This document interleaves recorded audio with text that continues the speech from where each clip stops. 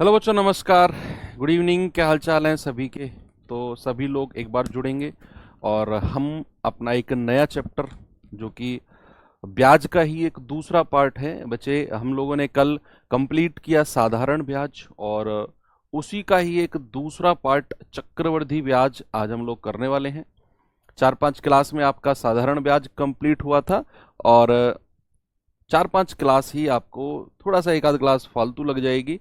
आपका चक्रवृद्धि ब्याज आज स्टार्ट होने वाला है। कुछ बातें हैं जो चक्रवृद्धि ब्याज शुरू करने से पहले मैं आपके साथ करना चाहता हूं इस चैप्टर के बारे में। कि ये जो चैप्टर है बच्चे, ये थोड़ा सा कैलकुलेटिव चैप्टर है, क्योंकि जब आप इसे पढ़ेंगे तो आप समझेंगे कि जो चक्रवृद्धि ब्याज होता है उसमें, मतलब हम कितना भी कोशिश कर लें चीज़ों को आसान बनाने की, मैं काफ़ी हद तक बनाकर भी आपको दूंगा, लेकिन कहीं ना कहीं थोड़ा सा कैलकुलेशंस आपको करनी पड़ेंगी। चाहे वो पॉइंट्स की कैलकुलेशन हो, चाहे वो कुछ भी हो, क्योंकि एग्जाम में क्वेश्चन जब चक्रवृद्धि ब्याज का आता है तो थोड़ा सा कैलकुलेशन वाला जाता है। हालांकि हम बहुत स्मूथ तरीके से चीज़ों को लेकर चलेंगे। बहुत सारी चीज़ें हैं जो मैं आपको रिटन फॉर्मेट में दूंगा कि ये चीज़ एज इट इज़ आपको जो है तैयार करनी है। ठीक है? तो साधारण ब्याज कंप्लीट, ये मानकर चलूं मैं कि साधारण ब्याज की सारी क्लासेस आप लोगों ने की हैं और उनका रिवीजन भी आपने किया है। ये मानकर मैं चलूंगा। कोई बच्चा अगर ऐसा है कि सर हमने सिंपल इंटरेस्ट नहीं पढ़ा, तो भैया पहले सिंपल इंटरेस्ट जाके पढ़ लेना, क्योंकि चक्रवृद्धि ब्याज समझने के लिए आपको साधारण ब्याज आना बहुत जरूरी है।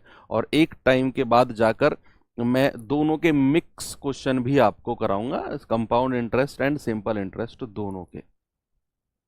ठीक है? तो यहां पर चलो करते हैं चीजें। इसमें बहुत सारी चीजें देखो। सिंपल इंटरेस्ट में तो हमने सीधा सीधा रेट को समय से गुणा किया, लेकिन यहां ऐसा नहीं होगा। अभी आपको मैं बताऊंगा कि क्या होता है, क्यों, कैसे होता है। तो यहां पर सबसे पहले टॉपिक का नाम डालते हैं चक्रवृद्धि ब्याज। चक्रवृद्धि चक्रवृद्धि ब्याज यानी कि कंपाउंड इंटरेस्ट।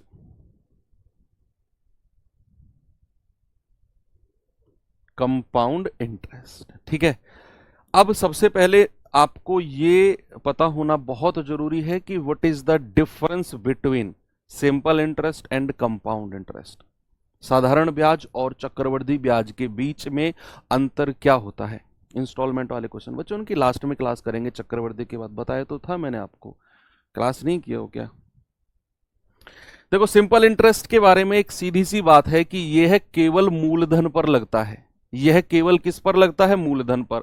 मान लो अगर रेट ऑफ इंटरेस्ट मैंने कहा 10% वार्षिक, 10% एनुअली रेट ऑफ इंटरेस्ट है, और मैंने कहा समय जो है वो 3 इयर्स या 3 वर्ष है, तो साधारण ब्याज का मतलब है कि अगर रेट ऑफ इंटरेस्ट, ब्याज की दर 10% है, तो हर साल आपको 10% ब्याज मिलेगा।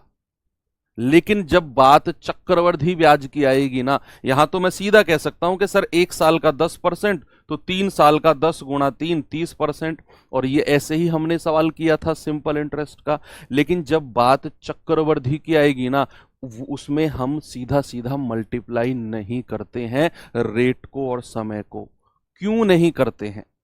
सवाल आया कि सर चक्रवृद्धि ब्याज में ऐसा क्या है कि हम ब्याज की दर को समय से गुणा क्यों नहीं करते हैं जैसे हमने साधारण ब्याज में किया।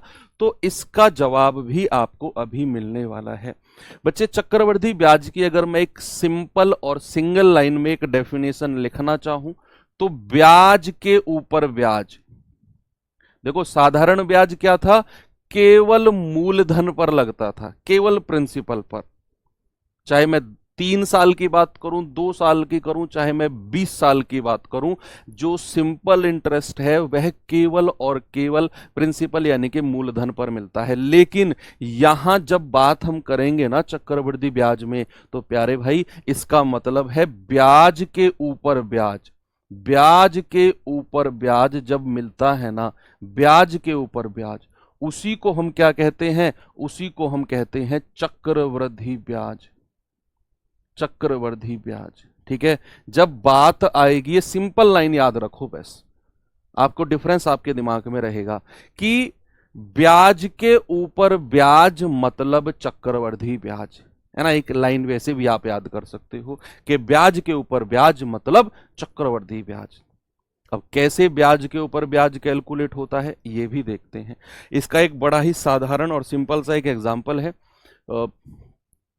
पहले के जमाने में जो सेठ और वो होते थे जो ऐसी लंबी काली सी टोपी पहन के चश्मे को यहाँ पे नाक के नीचे रखते थे और इतनी बड़ी बड़ी किताबें उनके पास रखी रहती थी। जो गांव के किसान होते थे उनके पास अपनी जमीन गिरवी रखकर कुछ पैसे लेते थे अपनी बेटी की शादी करना या कुछ भी XYZ काम के लिए, और ब्याज पर लेते थे। लेकिन उन किसानों को ये नॉलेज नहीं होती थी कि ये ब्याज कौन सा लग रहा है, साधारण ब्याज या चक्रवृद्धि ब्याज। तो वो जो सेठ होता था वो उनसे किसानों से बोलता था कि 5% का ब्याज रहेगा। तो उन लोगों को लगता था चलो ठीक है 5% का ब्याज है, तो मैं अगर 6 महीने वाला ब्याज वहां पर वो लेते थे। मान लो 1 महीने का 5%, तो अगर मैं 6 महीने में भी पैसा लौटाता हूं ना, तो 5 छंग 30% ब्याज मुझे वापस देना होगा, 30% ब्याज मुझे वापस देना होगा। तो किसान खुश था कि यार कहीं ना कहीं चलो 30% ब्याज मैं एडजस्ट कर लूंगा। लेकिन जो लाला होते थे ना, वो लोग चक्रवृद्धि ब्याज वर्ड यूज नहीं करते थे उस किसान के सामने, और अंगूठा लगवा लेते थे कि हम इससे चक्रवृद्धि ब्याज वसूलेंगे। चक्रवृद्धि ब्याज क्यों वो वसूलते थे, और इसी चक्रवृद्धि ब्याज की वजह से वो किसान अपनी जमीनों को वापस कभी ले ही नहीं पाता था। एक बार जो उसने गिरवी रखा ना, वो रखा ही रह गया। सालों बीत गए, 10 साल 20 साल बीत गए, वो कभी वापस ले ही नहीं पाया। जैसे ही वो उस साहूकार उस लाला के पास जाता था लेने अपनी जमीन को पैसे लेकर, साहूकार कहता था इतने पैसे में क्या हो रहा है, अभी तो इतने और बच रहे हैं ब्याज के। फिर बेचारा कुछ दिन मेहनत करके फिर पैसे लेकर गया, इतने में क्या हो रहा है, अभी तो इतने और हो गए। तो वो ब्याज मल्टीप्लाई होकर आगे बढ़ता रहता था, तो कभी वो बेचारा ले ही नहीं पाता था। ठीक है, तो यहां ब्याज के ऊपर ब्याज के बारे में थोड़ा सा हम डिस्कशन करते हैं। मैंने कहा कि देखो चीजें तो सारी वही हैं, टर्मिनोलॉजीज मुझे आपको समझाने की जरूरत नहीं है कि मूलधन क्या होता है, ब्याज की दर क्या होती है, समय अवधि क्या होती है, ये सब तो हम साधारण ब्याज में पढ़ चुके हैं। अमाउंट क्या होता है, ये सब तो हम साधारण ब्याज में पढ़ चुके हैं टर्मिनोलॉजी। बस यहां तो जस्ट ये देखना है कि साधारण ब्याज और चक्रवृद्धि ब्याज लगता कैसे है। तो मैंने कहा कोई प्रिंसिपल, कोई मूलधन है बच्चा 10,000 रुपए, 10,000 रुपए कोई मूलधन है बोल दिया मैंने, और इसको ब्याज पर दिया गया। आज की जो क्लास होने वाली है ना बच्चे, बिल्कुल मैं बेसिक पढ़ाऊंगा आपको, बिल्कुल बेसिक कि चक्रवृद्धि ब्याज होता क्या है। ठीक है, बिल्कुल बेसिक क्लास चलेगी आज की। मैंने कहा मूलधन है 10,000 रुपया। बच्चा मैंने कहा जो समय है ना वो 2 वर्ष है, समय जो है वो 2 वर्ष है, और जो ब्याज की दर है वो 10% है। ब्याज की दर कितनी है, ब्याज की दर रेट ऑफ इंटरेस्ट जो है वो 10% है, 10% है। आपने कहा चलो सर ठीक है। तो मैंने कहा बताओ ब्याज, चक्रवृद्धि ब्याज कितना होगा। चक्रवृद्धि ब्याज को बोलते हैं कंपाउंड इंटरेस्ट यानी कि CI। CI का मतलब है कंपाउंड इंटरेस्ट यानी कि चक्रवृद्धि ब्याज। अब बच्चे चलो यहां ये सवाल था, अगर यही सवाल साधारण ब्याज का होता, यही सवाल अगर सिंपल इंटरेस्ट का होता तो चीजें बड़ी आसान थी। आप सीधा सीधा 10% को 2 से गुणा करके कहते सर 20% ब्याज होगा, और इसका तुरंत हम 20% निकाल देते। लेकिन यहां ऐसा नहीं होगा। होगा क्या बच्चे, मैंने कहा कि जो ब्याज पर पैसा दिया गया है ना, जो ब्याज पर पैसा दिया गया है वो कितना है, 10,000 रुपया। मैं यहां पर लिख देता हूं। यहां चीजें सालों साल चलेंगी, कम एक साथ नहीं, अलग अलग। मैंने कहा ये पहली साल है और ये दूसरी साल है। 2 साल की बात करी है ना, तो दोनों साल को मैंने अलग अलग कर दिया, ये पहली साल और ये दूसरी साल। ठीक है, ओके। यहां ब्याज कितना लगेगा, 10%। भाई रेट ऑफ इंटरेस्ट तो वही है, ब्याज की दर तो 10% सेम है। ठीक है, वार्षिक। अब आप मुझे बताओ अगर मेरे पास 10,000 रुपए हैं, अगर मेरे पास 10,000 रुपए हैं तो भैया उसका पहली साल का ब्याज कितना होगा? आप कहेंगे सर 10% होगा, और 10% का फ्रैक्शन तो 1/10 होता है, और गुणा 10,000। तो यहां ब्याज के रूप में कितना मिलेगा? 1,000 रुपया। तो यहां हमें ब्याज कितना मिल गया? 1,000। और अगर मैंने कहा दूसरी साल, सर वहां भी 10% मिलेगा, उसका भी फ्रैक्शन 1/10 होता है। तो यहां पर बच्चे 10,000 का कितना ब्याज मिल गया? सर यहां भी 1,000 ब्याज मिल गया। यहां कितना था? 1,000। यहां कितना है? 1,000। अभी तक तो कहानी बिल्कुल ठीक है, अभी तक तो कोई प्रॉब्लम नहीं है, ठीक है। लेकिन अब सुनो, चक्रवृद्धि ब्याज में जो खेल होता है ना, वो क्या होता है बच्चे? मैंने कहा 10,000 रुपया मूलधन है, 10,000 रुपया मूलधन है। पहली साल का जो ब्याज बना वो 1,000 है, पहली साल का। दूसरी साल का जो ब्याज बना वो भी 1,000 है, तो भी 1,000 है। लेकिन जो ये दूसरी साल का 1,000 रुपया हमको मिला है ना, ये किस पर मिला है? मूलधन पर। ये वाला जो दूसरे साल का 1,000 रुपया है, ये किस पर कैलकुलेट हुआ है? सर ये 1,000 10,000 पर हुआ है, मूलधन पर। भैया जब आप पहली साल से कूदकर दूसरे साल पे जाओगे ना, तो जो पहली साल का ब्याज होगा उस पर भी आपको 10% ब्याज देना पड़ेगा। यही होता है ब्याज के ऊपर ब्याज। जो आपने पहली साल में ब्याज कमाया ना 1,000 रुपया, जब आप आगे अगली साल में जाओगे तो भैया पीछे का जितना भी ब्याज रहा होगा सबके ऊपर आपको ब्याज देना पड़ेगा। कि यहां अगर मैंने कहा कि पहली साल आपने 1,000 रुपया कमाया, जैसे ही आप दूसरे वर्ष में गए तो ये वाला 1,000 रुपया तो मूलधन पर मिला ही मिला। भैया जो पहली साल आपने ब्याज कमाया है ना, उस पर भी आपको 10% देना पड़ेगा, और यही होता है ब्याज के ऊपर ब्याज। तो अगर मैं कहूं टोटल कुल चक्रवृद्धि ब्याज यानी कि कंपाउंड इंटरेस्ट कितना हो गया, तो आप तीनों को जोड़ दो। आप कहेंगे सर 1,000 रुपया पहली साल का ब्याज, दूसरे साल का जो मूलधन पर है वो भी 1,000, और दूसरे साल जो ब्याज के ऊपर ब्याज मिला दैट इज 100 रुपीज। कितना? 2,100 रुपया। कितना? 2,100 रुपया। ये होता है ब्याज के ऊपर ब्याज।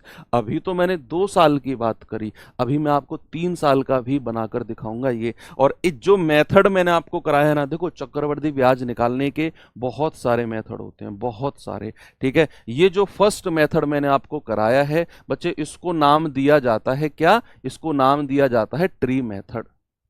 क्या नाम दिया जाता है इसको? Tree method. ये ट्री मेथड है जो मैंने आपको कराया है ना, इसको नाम दिया जाता है ट्री मेथड। ट्री की ब्रांचेस हैं, शाखाएं हैं, ऐसे टूटती हैं। चलो एक सवाल मैं और कराता हूं। मैंने कहा कि मूलधन जो प्रिंसिपल है बच्चे वो कितना है? सपोज वो 5,000 रुपया है, 5,000 है। रेट ऑफ इंटरेस्ट जो ब्याज की दर है सपोज वो 10% है। समय जो है वो 3 वर्ष है, 3 साल है, और ये 10% क्या है? ये 10% वार्षिक है, एनुअली है। ये 10% एनुअली है। चलो इसको सीखते हैं, इसको सीखते हैं कैसे करते हैं इसको। अभी जो मैं ट्री मेथड आपको बता रहा हूं ना, ये आपके कॉन्सेप्ट समझने के लिए बहुत जरूरी है। जब मैं आपको सवाल कराऊंगा ना, वहां मैं कोई ट्री मेथड यूज नहीं करूंगा, कोई फॉर्मूला वगैरह बहुत कम यूज करेंगे। मैं एक आपको टेबल बनाकर दूंगा, और ये मेरी गारंटी है उसी टेबल से सवाल बनना है आपका। लेकिन वो टेबल तक पहुंचने के लिए आपके कॉन्सेप्ट क्लियर रहने चाहिए। ऐसा नहीं है कि मैंने टेबल कराया और क्वेश्चन करा दिया आपने रट लिए, ऐसे काम चलेगा ही नहीं। चलो बात करते हैं 3 साल की। यहां पर मेरा जो प्रिंसिपल है, जो मूलधन है वो कितना है? 5,000। बच्चे यहां उसने 3 वर्ष की बात करी है। कितने वर्ष की? उसने बात करी है 3 वर्ष की। तो पहली साल, दूसरे साल और तीसरे साल, 3 साल की बात हो गई। पहली साल, दूसरे साल और तीसरे साल। भैया पहली साल ब्याज 10% रहेगा, हर साल ब्याज की दर थोड़ी चेंज होगी, वो तो 10% ही रहेगी। देखो रेट ऑफ इंटरेस्ट ब्याज की दर कभी चेंज नहीं होती, होता है तो ब्याज चेंज होता है, ब्याज बढ़ता रहता है। वो देखते हैं अभी। देखो, जब मैंने पहली साल आपसे बोला तो 5,000 रुपया क्या था? मूलधन। ब्याज की दर कितनी है? 10%। तो भैया ब्याज कितना मिलेगा? 10% का मतलब 1/10। तो 5,000 का 10% कितना हो गया? 500 रुपया। तो पहली साल मुझे ब्याज कितना मिल गया? 500 रुपया। जब मैं दूसरे साल गया तो वहां भी मुझे 10% यानी कि यहां भी 500 रुपया मिलेगा। जब मैं तीसरे वर्ष गया तो यहां भी 10%, यहां भी 500 रुपये मिलेगा। तो आप कहेंगे 500 500 500 कितना हो गया? 1,500, है ना भाई? जो ये 1,500 है ना, 500 500 500, ये 1,500 आपका साधारण ब्याज है 3 साल का। साधारण ब्याज के बारे में मैंने आपको क्या बताया? वह ब्याज जो केवल मूलधन पर मिलता है, प्रिंसिपल पर मिलता है। तो 3 साल की बात करी और 3 साल 5,000 पर आपको ब्याज मिल गया 500 500 500, यानी कि आप कहेंगे सर 1,500 रुपया तो साधारण ब्याज है। लेकिन अब खेल होगा जब हम आएंगे चक्रवृद्धि ब्याज की तरफ। देखते रहना भैया। यहां मैंने आपसे कहा कि पहली साल तो चलो ठीक है 500 रुपये मिल गया। बच्चे, पहली साल का चक्रवृद्धि ब्याज और साधारण ब्याज बराबर होता है। ये लिख लो कहीं बॉक्स में कि फर्स्ट ईयर का सीआई और एसआई बराबर होता है। अगर मैं कहूंगा पहली साल का साधारण ब्याज 500 रुपया, अगर मैं कहूंगा पहली साल का चक्रवृद्धि ब्याज, वो भी 500 रुपये होगा। उसमें कोई चेंज नहीं होता, वो सेम रहता है। लेकिन जैसे ही मैं दूसरे साल के पास गया, अब देखना यहां पर खेल होगा। अब मैं जैसे ही दूसरे साल पे गया तो भैया दूसरे साल में 5,000 पर तो 10% मिल गया मुझे। 5,000 पर तो 10% मिल गया। लेकिन इससे पहले जितने भी ब्याज रहे हैं सबके ऊपर मुझे 10% मिलेगा। तो इससे पहले तो एक ही ब्याज हमें मिला है 500 रुपया। भाई जैसे ही मैं दूसरे साल पे गया उससे पहले तो एक ही ब्याज मिला है मुझे। सर 7-8 साल का पूछ रहे तो क्या करेंगे? कंपाउंड इंटरेस्ट 7-8 साल का कभी नहीं पूछेगा, मैक्सिमम 3 या 4 ईयर। 4 ईयर से ऊपर गया तो छोड़ देना सवाल को, वो फिर नहीं होगा। पहली बात तो सवाल आएगा ही नहीं। 4 साल से ऊपर का आया तो छोड़ देना। 7-8 साल का सीआई आप जान रहे हो कितना निकलेगा? एग्जामिनर इतना बेवकूफ नहीं, 8 साल का सीआई आपको देगा। देखो, यहां मैंने आपसे कहा कि 500 रुपये वो 8 साल का पूछेगा, किस रूप में, वो मैं सवाल कराऊंगा आपको किस रूप में पूछेगा। वहां कैंसिल आउट होंगी चीजें कि दूसरे साल आपने 5,000 का 10% ले लिया 500 रुपये, और जो उससे पहले ब्याज मिले उन पर भी आपको 10-10% ब्याज मिलेगा। तो इस 500 पर भी 10% कितना हो गया बच्चा? 1/10 और किसका? 500 का। तो यहां ब्याज कितना हो गया? 50 रुपया। अब आप जैसे ही तीसरे वर्ष पे गए, अब देखना ब्याज कैसे कैलकुलेट होता है। ब्याज बढ़ता जाएगा, विशालकाय होता जाएगा। जैसे ही आप तीसरे साल पे गए तो इस 5,000 पर तो आपने 500 रुपये ले लिया, इस पर तो आपने ले लिया, लेकिन इससे पहले जितने भी ब्याज थे, चाहे ये 500 हो, चाहे ये 50 हो, चाहे ये वाला 500 हो, सबके ऊपर 10% मिलेगा। इस 500 पर भी 10% मिलेगा। कितना हो गया बच्चा? 500 का 10% 50 रुपया। इस 50 पर भी 10% मिलेगा। कितना हो गया? 1/10 गुणा 50, आप कहेंगे 5 रुपया। और इस 500 पर भी आपको 10% मिलेगा। कितना हो गया? 50 रुपया। 50 रुपया। अब आप देखो, आपके दिमाग में एक सवाल आएगा। आपके दिमाग में पता है क्या सवाल आएगा? सर ये वाले 500 पर तो मैं ब्याज ले चुका हूं, इस वाले 500 पर तो मैं ब्याज लगा चुका हूं, ये वाला। लेकिन जब सर मैं इसमें जा रहा हूं तो इस पे दोबारा ब्याज क्यों लगा रहा हूं मैं? एक बार तो इस पे लग चुका है ये वाला, सर ये वाला दोबारा क्यों लगा रहे हो इस पे? This is called compound interest.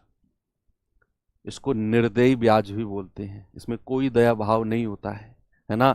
ये एक बार इस 500 पर ले चुका है 50 रुपया, लेकिन जैसे ही वर्ष बढ़ते जाएंगे इसे मतलब ही नहीं है कि किस पर ब्याज लिया जा चुका है किस पर नहीं। वो देखेगा कि उस वर्ष मूलधन का ब्याज तो फिक्स हो गया, उससे पहले जितने भी ब्याज हैं सबके ऊपर 10% लगेगा। यही रीजन है कि वो किसान कभी अपनी जमीन वापस नहीं ले पाया, क्योंकि जैसे ही वो पैसे इकट्ठे करके जाता था तो वो देखता था कि जितने भी हर महीने का ब्याज या हर साल का ब्याज है सबके ऊपर ब्याज लग रहा है, ब्याज के ऊपर ब्याज लग रहा है। तो दिस इज कॉल्ड ब्याज के ऊपर ब्याज। अब आप खुद सोचो कि अगर आप यहां 4th ईयर और ले लो, आप यहां देखो ये चीज ना फील करो, ये चीज फील करो कि अगर आप यहां 4th ईयर ले लो, आप यहां 4th ईयर ले लो, तो इस 5,000 पर तो 10% बनेगा ही बनेगा, लेकिन कितने सारे ब्याज हो जाएंगे जिन पर ब्याज बनेगा आप खुद देखो सामने।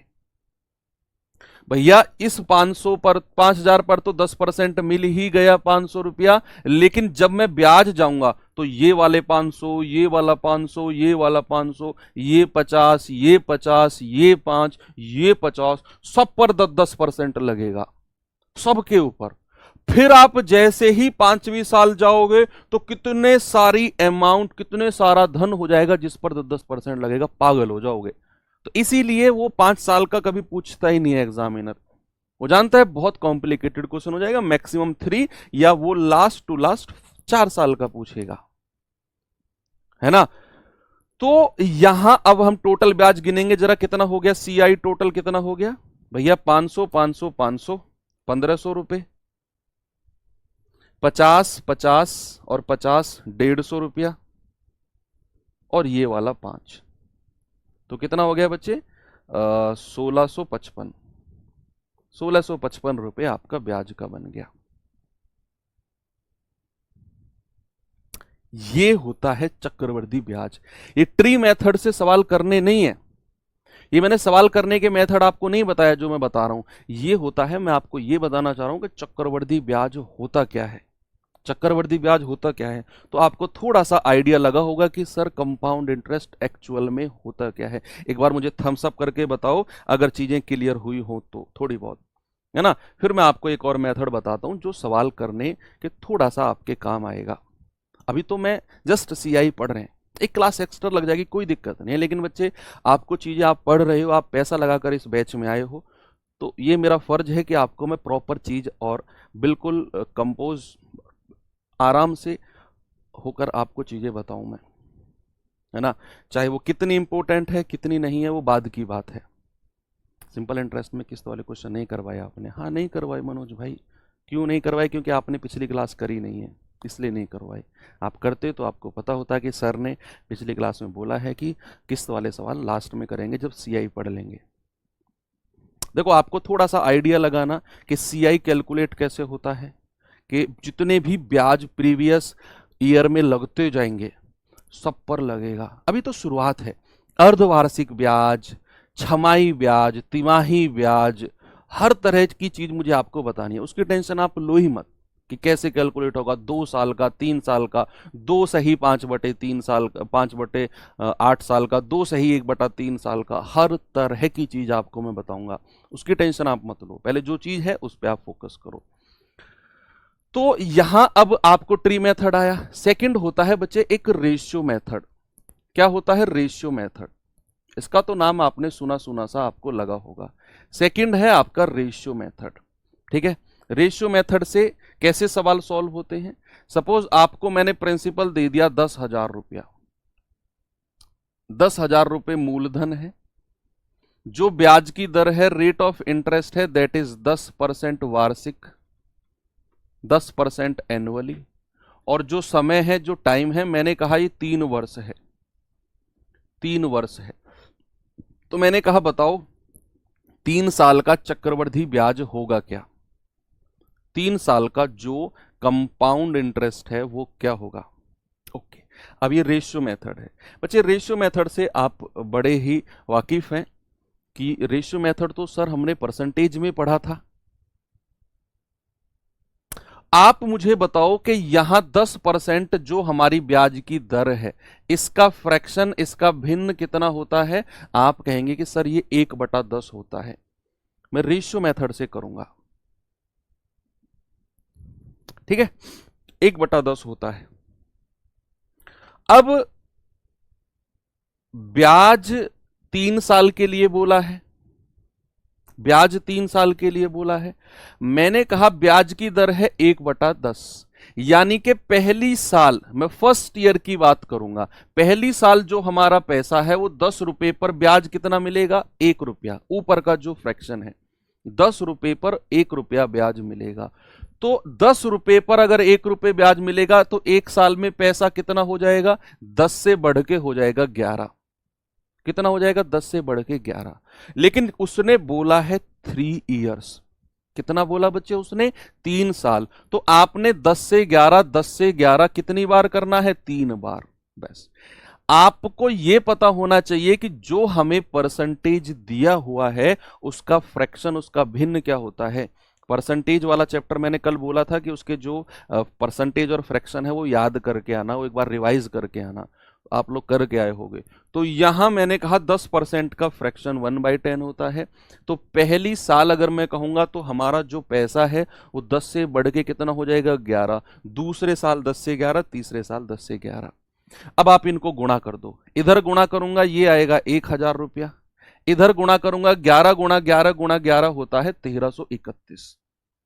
बच्चे यहां एक चीज समझने वाली है, जो आपका इधर लेफ्ट, जो आपका दाएं वाला बाएं वाला जो पार्ट होता है, बाएं वाला लेफ्ट वाला, ये होता है मूलधन। लेफ्ट वाला पार्ट क्या होता है? मूलधन, जिसको इंग्लिश में कहते हैं प्रिंसिपल। इधर वाला जो पार्ट होता है दाएं वाला, राइट वाला, इसको बोलते हैं मिश्र धन। क्या बोलते हैं बच्चे? मिश्र धन, यानी कि अमाउंट।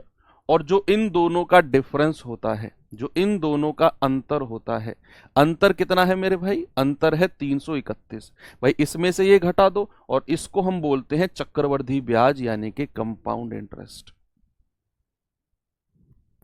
क्या बोलेंगे? चक्रवृद्धि ब्याज यानी कि कंपाउंड इंटरेस्ट। जो लेफ्ट वाला पार्ट है इसको बोलते हैं मूलधन, जो राइट वाला पार्ट है इसको बोलते हैं मिश्र धन, और जो इन दोनों का डिफरेंस है that is called compound interest, यानी कि चक्रवृद्धि ब्याज।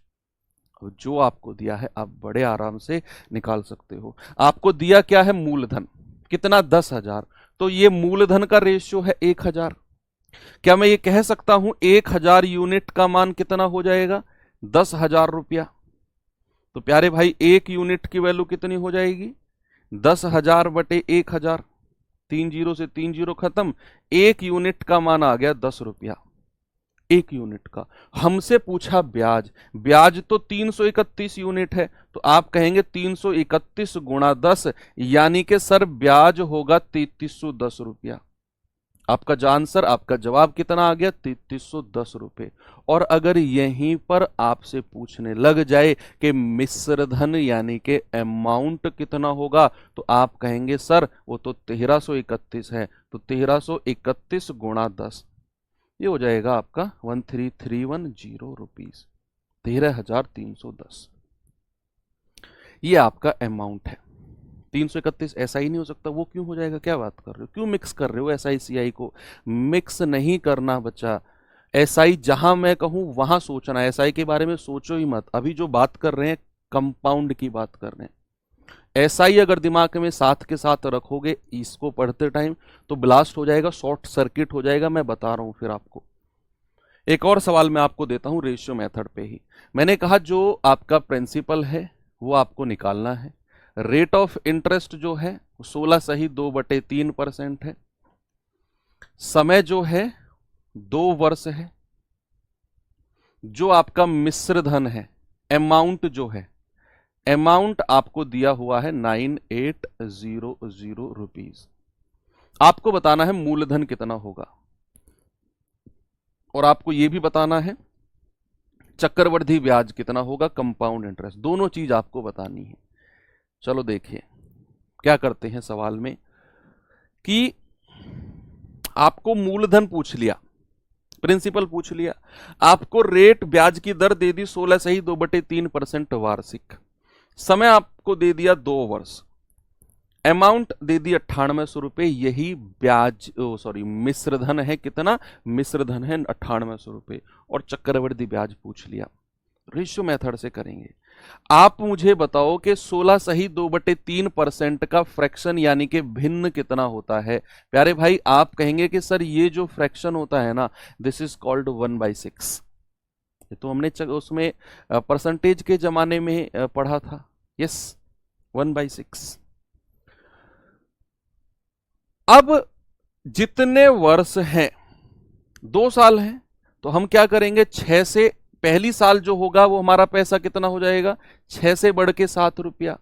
और जितने वर्ष बोले हैं उतनी बार आप इसको बढ़ा दोगे, 6 से 7, 6 से 7। इधर गुणा करोगे 6 छिंग 36, इधर गुणा करोगे 7 सत्तू 49। बच्चे जो ये वाला पार्ट होता है दिस इज कॉल्ड आपका प्रिंसिपल यानी कि मूलधन। ये वाला पार्ट होता है अमाउंट यानी कि मिश्र धन। और जो इन दोनों का डिफरेंस होता है कितना है? 9 और 4 13 unit. This is called compound interest यानी कि चक्रवृद्धि ब्याज। कोई दिक्कत नहीं है। आपको क्या दिया हुआ है? अमाउंट दिया हुआ है 9800 रुपए। अमाउंट आपको गिवन है, तो क्या मैं कह सकता हूं कि 49 यूनिट की वैल्यू होगी 9800 रुपए। 1 यूनिट का मान कितना आ गया? 9800 बटे 49। तो 49 दूनी 98 और ये 2 जीरो यहां पर आ जाएंगी। तो 1 यूनिट की वैल्यू कितनी हो गई? 200। 1 यूनिट की वैल्यू कितनी हो गई? 200। आपसे पूछा है प्रिंसिपल कितना है? बच्चे वो तो 36 यूनिट है, तो 36 गुणा 200। आप कहेंगे 36 दूनी 7200। ब्याज कितना हो गया? 13 यूनिट यानी कि 13 गुणा 200। और 13 दूनी कितना होता है? 26 और लास्ट में 2 जीरो। ये हमारा ब्याज है, ये हमारा मूलधन है। आपने आराम से निकाल दिया। लेकिन जो हमारा रेशियो मेथड है ना बच्चे, उसकी कुछ लिमिटेशंस हैं। इसकी ना कुछ लिमिटेशन है, कुछ पाबंदियां हैं इसकी। क्या है ये? कुछ ही जगह आपके काम आएगा, हमेशा प्रयोग नहीं हो पाएगा। ये कहां कहां नहीं हो पाएगा सर? क्या लिमिटेशंस है इसकी? जरा देखिए। देखो, एक तो जब आपको रेट ऑफ इंटरेस्ट ऐसा दिया होगा कि जिनके फ्रैक्शन भिन्न आप जानते हैं या आसानी से निकाल सकते हैं, जैसे 10%, 20%, 15%, आपका 30%, 16 सही 2/3%, 12.5%। ये कुछ ऐसे परसेंटेज है जिनके फ्रैक्शन आपको मैंने टेबल में ऑलरेडी लिखवाए हैं और फ्रैक्शन उनके आप जानते हो, आसानी से निकाल सकते हो। वहीं लेकिन कहीं पर अगर ब्याज ऐसा आ जाए 2%, 6%, 7%, 13%, 11%, तो वहां उनके फ्रैक्शन थोड़े से आपको परेशान करेंगे और जो कैलकुलेशंस है वो भी बड़ी हैवी चली जाएंगी, है ना। तो वहां फिर रेशियो मेथड आपका थोड़ा सा डगमगा जाएगा। वहां जाके रेशियो मेथड, मान लो मैंने कहा रेट ऑफ इंटरेस्ट 2% है या मैंने कहा रेट ऑफ इंटरेस्ट 3% है, तो फिर आप अगर रेशियो मेथड से जाओगे तो बहुत बड़ी बड़ी कैलकुलेशंस आपको करनी पड़ेंगी। सर इसका क्या इलाज है? फिर इलाज तो भी आगे आगे चल रहे हैं हम। रेशियो मेथड अगर ऐसे सिंपल सी चीजें आए और सीधा सीधा आपसे पूछे तो आप आराम से निकाल सकते हो। दूसरा लिमिटेशन क्या है? दूसरा इसका पाबंदी क्या है? ये केवल 3 चीज के बारे में बात करेगा, केवल 3 चीज। कौन सी? एक तो मूलधन, एक ब्याज और एक मिश्र धन, इनके बारे में बात करेगा। इनके अलावा अगर किसी सवाल में पूछने लग जाए कि भैया दूसरे साल का कितना होगा ब्याज, ये तो 2 साल का ब्याज है, लेकिन अगर पूछने लगे दूसरे साल का, तीसरे साल का ब्याज क्या होगा, तो वहां पर फिर ये रेशियो मेथड आपके काम नहीं आएगा। ये तो सिंपल चीज अगर आपसे सवाल में पूछेगा कि भाई साहब ब्याज की दर ये है, समय 2 साल 3 साल जितना भी बोले ये है, और मूलधन ये है, और बताओ ब्याज कितना होगा, सिंपल सवाल अगर आएगा तो सीधा सीधा आप रेशियो मेथड लगा सकते हो। लिमिटेशंस मैंने बता दी कि अगर ब्याज की दर ऐसी होंगी कि जिनका परसेंटेज से फ्रैक्शन बनाना थोड़ा सा टिपिकल है या बड़ी कैलकुलेशन जा रही हैं, तो फिर वहां आपका ये थोड़ा सा दिक्कत क्रिएट करेगा। तो सर इसका इलाज क्या है बच्चे? हमने सबसे पहले क्या पढ़ा? हमने सबसे पहले देखा ट्री मेथड, और ट्री मेथड से हमने सीखा कि कंपाउंड इंटरेस्ट होता क्या है और लगता कैसे है। फिर हमको इस ट्री मेथड को थोड़ा आसान बनाकर मैं आपको ले गया रेशियो मेथड की तरफ। रेशियो मेथड में आपको चीजें अच्छी लगी, अभी मैं इसको भी और अच्छे अच्छे मेथड में आपको बताने वाला हूं। फाइनली जो बताऊंगा खुश हो जाओगे आप। चलो रेशियो मेथड के बाद आते हैं बच्चे हम फॉर्मूला मेथड पे। किस पे आते हैं हम? फॉर्मूला पे आते हैं। फॉर्मूला कि सर आपने ये तो कह दिया, आपने ये तो कह दिया कि ब्याज की दर अगर छोटी छोटी होंगी तो हम रेशियो मेथड को नहीं लगा पाएंगे, तो सर फिर किसको लगाएंगे? अगर 2% 3% ब्याज आ गया तो फिर किस मेथड को लगाएंगे सर? इलाज भी तो साथ के साथ करते चले। यस, तो फिर उसका इलाज आया नेक्स्ट क्या? आपका फॉर्मूला। फॉर्मूला आपका 2 साल का और 3 साल का आपको मैं बताऊंगा। 4 साल का वर्षाल का फॉर्मूला नहीं पढ़ना, 2 साल का ब्याज और 3 साल के ब्याज के फॉर्मूला हम देखेंगे। परसेंटेज कैसे भी हो, अगर बड़ी परसेंटेज है लाइक 10% 20%, तो आप रेशियो मेथड से जाना। आपके सामने एक कंफ्यूजन आएगा कि सर हमें कैसा पता चलेगा कि कौन से मेथड से जाना है ना?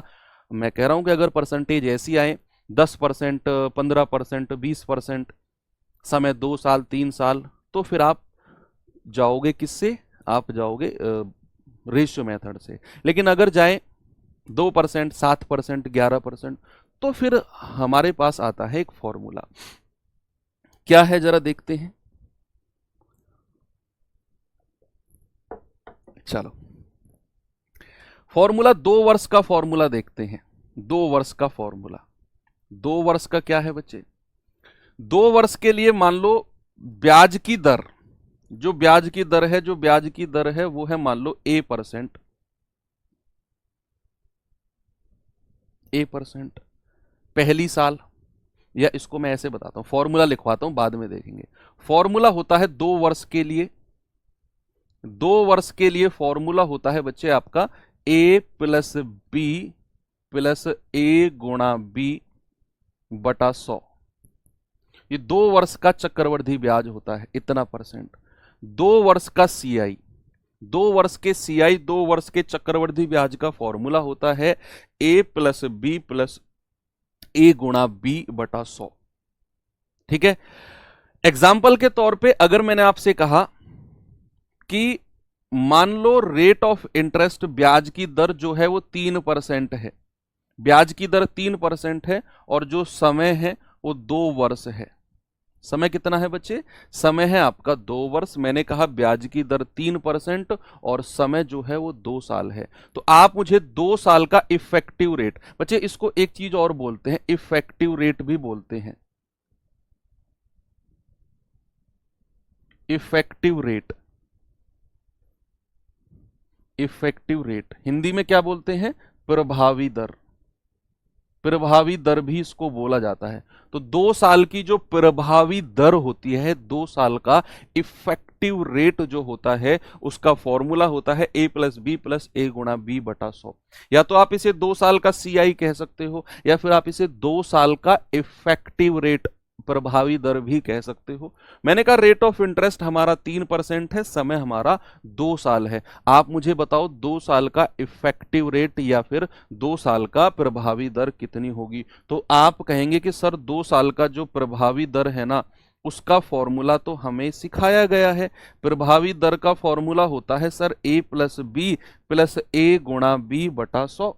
यस, तो आप कहेंगे कि सर रेट ऑफ इंटरेस्ट तो 3% है, A की वैल्यू क्या रखें और B की वैल्यू क्या रखें? तो यहां पर अगर रेट ऑफ इंटरेस्ट 3% है, समय 2 साल है, तो A की जगह भी आपको 3 रखना है और B की जगह भी आपको 3 रखना है, प्लस 3 गुणा 3 बटा 100। तो ये हो जाएगा 3 और 3 6, 6 प्लस 3 3 9 बटा 100, यानी कि 0.9, 0.09। ठीक है, इसको जोड़ेंगे तो कितना आ गया? 6.09%। तो 2 साल की प्रभावी दर कितनी हो गई? 2 साल की डिस्काउंट में पढ़े हैं यहां, वही है सक्सेसिव डिस्काउंट वाला ए प्लस बी माइनस, वहां माइनस करते थे, माइनस ए गुणा बी बटा 100, लेकिन चक्रवर्ती ब्याज में ए प्लस बी प्लस ए गुणा बी बटा 100, है ना। तो कितना आ गया भाई 2 साल का प्रभावी दर, दैट इज 6.09%। एक सवाल आपको मैं कराता हूं इसके ऊपर, जरा देखते हैं। मैंने कहा जो मूलधन है, प्रिंसिपल जो है वो 6,000 रुपए है, 6,000 रुपए है। जो आपकी ब्याज की दर है वो मैंने कहा 7% है, और जो समय है, टाइम पीरियड है, वो 2 वर्ष है। तो आप मुझे बताना 2 साल का ब्याज कितना होगा चक्रवर्ती। ये सवाल करिए, अब आप ये सवाल करिए। अब इस सवाल में आप देखेंगे कि सर जो ब्याज की दर है वो 7% है। अगर मैं रेशियो मेथड से जाऊंगा ना तो परेशानी होगी सर। क्यों? क्योंकि 7% का फ्रैक्शन होता है 7/100, यानी कि पहली साल भी 100 से कितना होगा, 7 प्लस होके 107। 2 साल बोला है तो 2 बार कितना हो जाएगा, 100 से 107। सर चलो ठीक है, इनको गुणा करना तो आसान है, लेकिन 107 गुणा 107 गुणा करना थोड़ा सा टिपिकल है सर, है ना। तो अगर 3 साल कह देता फिर 107 और आ जाता।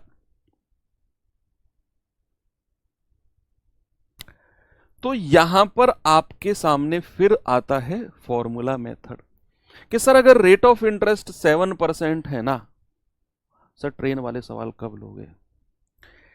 कभी भी लूं, जब ट्रेन वाले सवाल लूंगा ना फिर आप आगे का कोई सवाल पूछोगे, सर मेंसुरेशन कब लोगे?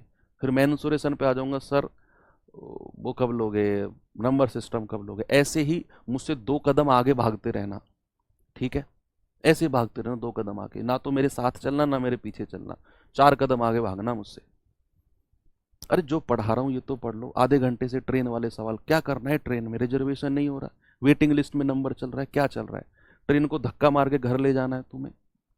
ट्रेन वाले सवालों में भी मैं क्वेश्चन ही कराऊंगा, मैं तुम्हें कोई तरीका नहीं बताऊंगा बैकम काटने का, कि वो जो ट्रेन चलती ट्रेन को रोक देते हैं, चेन खींचना नहीं सिखाऊंगा वहां पे, मैं तुम्हें सवाल ही कराऊंगा। तो बच्चे तसल्ली से ये चैप्टर तो पढ़ लो है भाई। इसके बाद होगा वो चैप्टर समय चाल दूरी। तो यहां फिर हमने देखा कि यार 7% तो एक ऐसा फ्रैक्शन है जिसका परसेंटेज निकालना, सॉरी रेशियो मेथड निकालना बड़ा टिपिकल है। तो फिर हमें दिखता है 2 साल है, ओके। तो फिर हम फॉर्मूला लगाते हैं प्रभावी दर का, तो a प्लस बी प्लस ए गुणा बी बटा 100। तो 7 प्लस 7 प्लस 7 गुणा 7 बटा 100, तो ये कितना हो गया, 7 और 7 14 प्लस 7 7 49/100 यानी कि 0.49, तो ये आएगा 14.49%। ये जो 14.49% है ये हमारी 2 साल की प्रभावी दर आ गई। बस आपने इतना परसेंट निकाल देना है 6,000 का। अब आप एक चीज देखें, जब हम साधारण ब्याज पढ़ रहे थे, सिंपल इंटरेस्ट पढ़ रहे थे, तो सीधा सीधा मल्टीप्लीकेशन हो रहा था कि सर 1 साल का 7% तो 2 साल का 7 दूनी 14%। कितना अच्छा जमाना था सर, कितना अच्छा जमाना था। 1 साल का 7%, 2 साल का 14%। सर यहां ऐसा क्यों नहीं हो रहा? यहां 2 साल का कितना बन रहा है देख लो, 14.49%। अब यहां चलो मैं एक सवाल आपको ब्रेक लेके और पूछता हूं। चक्रवर्ती देखो, अगर आपके पास कोई रेट ऑफ इंटरेस्ट दिया हुआ है, ब्याज की दर दी हुई है, समय आपको दिया हुआ है, अगर मैं उतने ही समय के लिए उसी दर पे अगर मैं साधारण ब्याज निकालता हूं, अगर मैं चक्रवर्ती ब्याज निकालता हूं, कौन सा ज्यादा होगा? ज्यादा कौन सा होगा? याद रखना, हमेशा चक्रवर्ती ब्याज ज्यादा होता है हमेशा साधारण ब्याज से। नहीं, आप खुद देखो, देखो 1 साल का 7%, 2 साल का साधारण ब्याज कितना होगा? आप कहेंगे सर 7 दूनी 14%, ये तो साधारण ब्याज हो गया। 1 का 7, 2 का 14%, ठीक है। अब मैंने जब चक्रवर्ती निकाला, ये तो 14.49 है, साधारण तो 14% था। आप खुद देख लो ज्यादा कौन सा है? सर चक्रवर्ती ज्यादा है। तो हमेशा अगर एक गिवन टाइम है, गिवन रेट ऑफ इंटरेस्ट ब्याज की दर है, हमेशा चक्रवृद्धि ब्याज ज्यादा होगा साधारण से। ठीक है, ओके, बस आपने 6000 का इतना परसेंट निकाल देना है, आपका आंसर आ जाएगा 14.49 अपॉन 100। बच्चे ये पॉइंट हटेगा, फिर 2 जीरो नीचे आ जाएंगी। अब आप कैलकुलेट करेंगे तो 3 जीरो से 3 जीरो उड़ा दो, 6 की मल्टीप्लाई करो, 6 निम्मा 54, हासिल के 5, 6 चौक 24 और 5 29, हासिल का 2, 6 चौक 24 और 2 26, हासिल का 2, 6 एकम 6 और 2 8 और बटे 10, कितना आ गया 869.4। ये ब्याज आ गया 869.4। सर क्वेश्चन तो सेम दिख रहे हैं, CISI के क्वेश्चन में मेंशन करेगा क्या? हाँ, वो मेंशन करके देगा आपको कि चक्रवृद्धि ब्याज है, साधारण ब्याज वो देगा, उसके लिए परेशान नहीं होना आपने। ठीक है भाई, ये 2 साल की कहानी आपको क्लियर हो गई। अगर कहेगा 3 साल, चलो 3 साल का फॉर्मूला भी पढ़ लेते हैं, थोड़ा सा टाइम है हमारे पास, देख लेते हैं 3 साल का फॉर्मूला क्या होता है। फिर कल आते ही मैं आपको ना एक टेबल लिखवाऊंगा, कुछ लिमिटेड परसेंटेज हैं जिनसे हर एग्जाम में बार बार सवाल उसी टेबल से बनता है। जैसे कुछ परसेंटेज हो गए 10%, 5%, 15%, 8%, 3%, उसका 2 साल का ब्याज, 3 साल का ब्याज मैं लिखवाऊंगा आपको। जैसे परसेंटेज में मैंने आपको परसेंटेज और फ्रैक्शन लिखवाए थे ना, ऐसे ही कुछ परसेंटेज, उनका 2 साल का ब्याज, 3 साल का ब्याज, प्रॉपर टेबल, उसको आपने एज इट इज रटना है। सर मैथ्स को भी रटा जाता है, बिल्कुल, उसको एज इट इज रटना है आपको।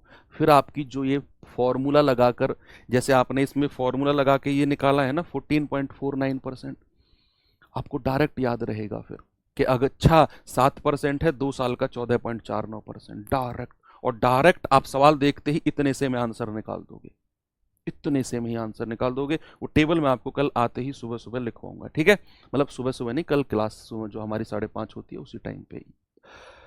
तो अब 3 साल की बात कर लेते हैं। 2 साल का फॉर्मूला आपने आराम से देख लिया। अब आते हैं कि सर ए और बी की वैल्यू सेम क्यों हो रही है? क्योंकि बच्चे ब्याज की दर वही है हर साल हमारी, वही ब्याज की दर 7% है, समय 2 साल है, तो पहली साल भी 7% ब्याज लग रहा है, दूसरे साल भी लग रहा है। ए का मतलब क्या है? पहली साल का ब्याज। बी का मतलब क्या है? दूसरे साल का ब्याज। लेकिन पहली साल भी 7%, दूसरे साल भी 7%, तो ए की भी वैल्यू 7, बी की भी वैल्यू 7, इसीलिए।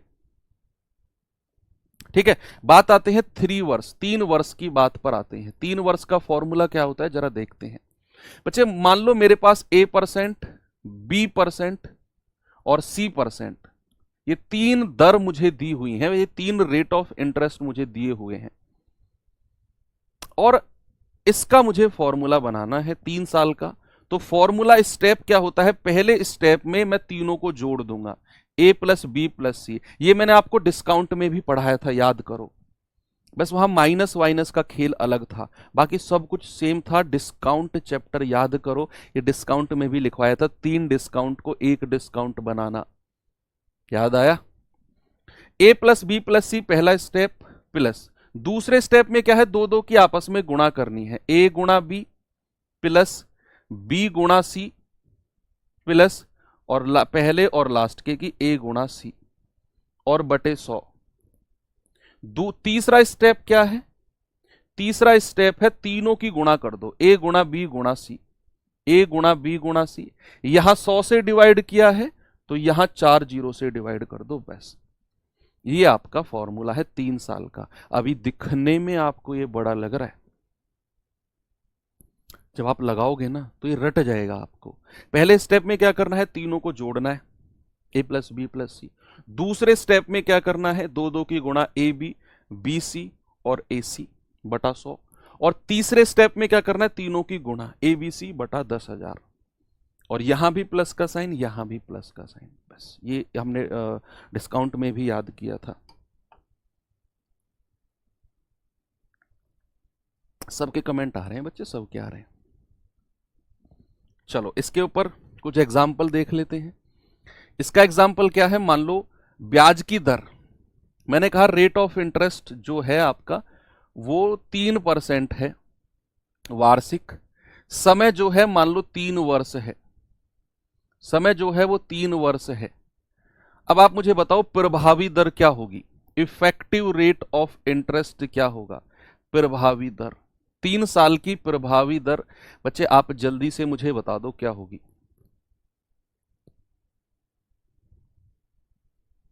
सर डिस्काउंट में नेगेटिव का साइन होता है, हाँ और नेगेटिव साइन होता है बस, क्योंकि डिस्काउंट में चीजें कम होती है ना वैल्यू, और सीआई में वैल्यू बढ़ती है, अमाउंट बढ़ता है बस। तो रेट ऑफ इंटरेस्ट 3%, समय 3 वर्ष, प्रभावी दर बच्चे आपको बतानी है कितनी होगी। तो जरा देखेंगे भाई 3% है और 3 साल है, यानी कि हर साल 3-3% ब्याज लगेगा। तो पहली साल भी 3%, दूसरे साल भी 3% और तीसरे साल भी 3%, हर साल 3-3% ब्याज लगेगा।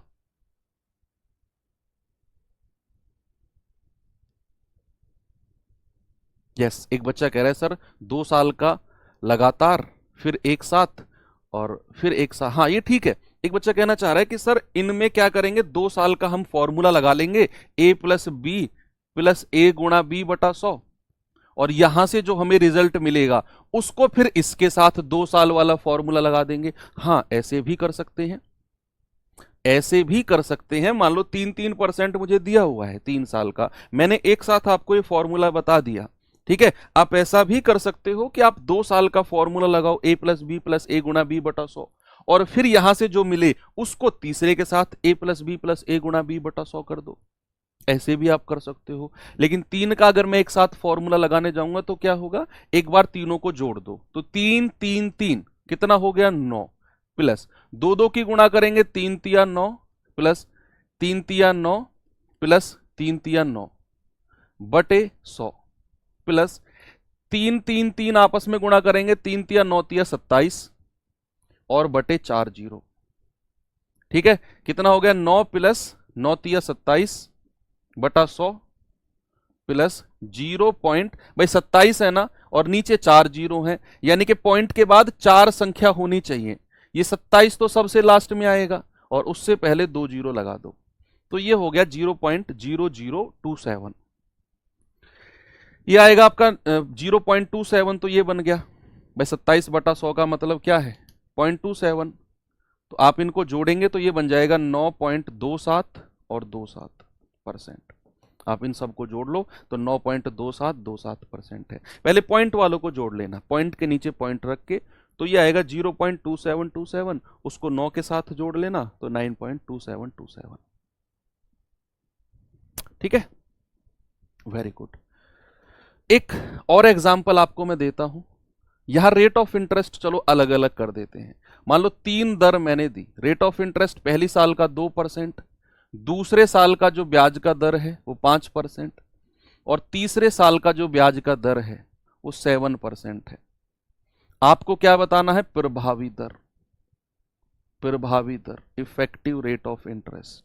एक और सवाल आपको मैं देता हूं कि आपका आर रेट ऑफ इंटरेस्ट ब्याज की दर जो है वो 11% है, R1, R2 जो है वो आपका 4% है। आपको बताना है प्रभावी दर, प्रभावी दर कितना होगा। एक और सवाल देता हूं कि R1 जो है आपका 5%, R2 जो है आपका 6% और R3 जो है आपका 7%। आपको क्या बताना है, प्रभावी दर, प्रभावी दर, ठीक है। ये 3 सवाल मैंने आपको दिए, आप इन्हें मुझे बताना टेलीग्राम ग्रुप में, और फिर हम कल आगे बढ़ेंगे। कल क्या क्या करेंगे वो भी थोड़ा सा मैं आपको बता देता हूं, तब तक आप ये क्वेश्चन नोट कर लो। कल आते ही सबसे पहले आपको मैं एक टेबल लिखवाऊंगा, उस टेबल में जितने भी मोस्ट इंपोर्टेंट 95% क्वेश्चन, किसी भी एग्जाम में चले जाओ 95% क्वेश्चन उस टेबल से ही आपको मिलेंगे। कुछ परसेंटेज लिमिटेड है, एग्जामिनर उन्हीं को ही बार बार रखता है, तो उनके हमने 2 साल और 3 साल के ब्याज याद करने हैं, पहला काम ये करना है हमें।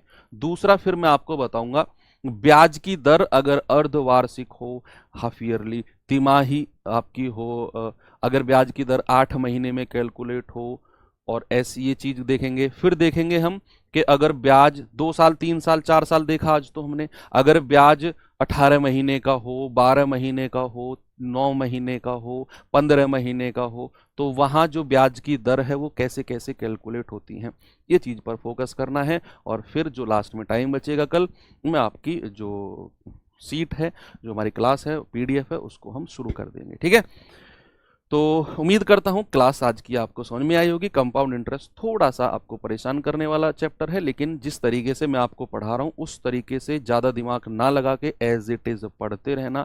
एक सिंगल कॉन्सेप्ट आपको ऐसा नहीं लगेगा कि कुछ हार्ड है, सब कुछ क्लियर हो जाएगा जैसे साधारण ब्याज आया। तो जो आज की क्लास है ये एज इट इज़ आपको रिवाइज करनी है रफ कॉपी में लिख कर। बाकी मिलते हैं कल की क्लास में। थैंक यू, बाय बाय, जय हिंद।